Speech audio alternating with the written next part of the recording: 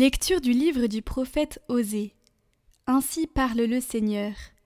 Reviens Israël, au Seigneur ton Dieu, car tu t'es effondré par suite de tes fautes. Revenez au Seigneur en lui présentant ses paroles. Enlève toutes les fautes et accepte ce qui est bon. Au lieu de taureaux, nous t'offrons en sacrifice les paroles de nos lèvres. Puisque les Assyriens ne peuvent pas nous sauver, nous ne monterons plus sur des chevaux, et nous ne dirons plus à l'ouvrage de nos mains, « Tu es notre Dieu », car de toi seul l'orphelin reçoit de la tendresse. Voici la réponse du Seigneur. Je les guérirai de leur infidélité, je les aimerai d'un amour gratuit, car ma colère s'est détournée d'Israël. Je serai pour Israël comme la rosée, il fleurira comme le lys, il étendra ses racines comme les arbres du Liban. Ses jeunes pousses vont grandir, sa parure sera comme celle de l'olivier, son parfum comme celui de la forêt du Liban. Ils reviendront s'asseoir à son ombre, ils feront revivre le froment, ils fleuriront comme la vigne, ils seront renommés comme le vin du Liban. Éphraïm, peux-tu me confondre avec les idoles? C'est moi qui te réponds et qui te regarde. Je suis comme le cyprès toujours vert, c'est moi qui te donne ton fruit. Qui donc est assez sage pour comprendre ces choses, assez pénétrant pour les saisir? Oui, les chemins du Seigneur sont droits. Les justes y avancent, mais les pécheurs y trébuchent.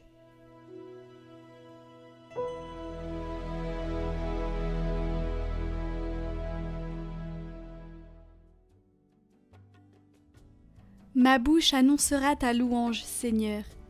Pitié pour moi, mon Dieu, dans ton amour. Selon ta grande miséricorde, efface mon péché. Lave-moi tout entier de ma faute, purifie-moi de mon offense. Mais tu veux au fond de moi la vérité. Dans le secret, tu m'apprends la sagesse. Purifie-moi avec l'hysope, et je serai pur. Lave-moi et je serai blanc, plus que la neige. Crée en moi un cœur pur, ô mon Dieu. Renouvelle et raffermis au fond de moi mon esprit. Ne me chasse pas loin de ta face, ne me reprends pas ton Esprit Saint. Rends-moi la joie d'être sauvé, que l'Esprit généreux me soutienne.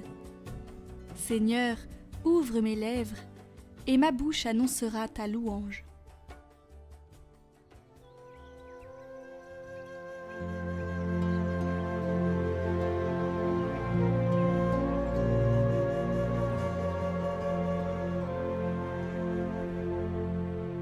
Évangile de Jésus-Christ selon saint Matthieu. En ce temps-là, Jésus disait à ses disciples : « Voici que moi, je vous envoie comme des brebis au milieu des loups. Soyez donc prudents comme les serpents et candides comme les colombes. Méfiez-vous des hommes. Ils vous livreront aux tribunaux et vous flagelleront dans leurs synagogues. Vous serez conduits devant des gouverneurs et des rois à cause de moi. Il y aura là un témoignage pour eux et pour les païens. Quand on vous livrera, ne vous inquiétez pas de savoir ce que vous direz, ni comment vous le direz. Ce que vous aurez à dire vous sera donné à cette heure-là. Car ce n'est pas vous qui parlerez, c'est l'Esprit de votre Père qui parlera en vous. Le frère livrera son frère à la mort, et le père son enfant. Les enfants se dresseront contre leurs parents, et les feront mettre à mort. Vous serez détestés de tous à cause de mon nom, mais celui qui aura persévéré jusqu'à la fin, celui-là sera sauvé. Quand on vous persécutera dans une ville, fuyez dans une autre. Amen, je vous le dis, vous n'aurez pas fini de passer dans toutes les villes d'Israël quand le Fils de l'homme viendra.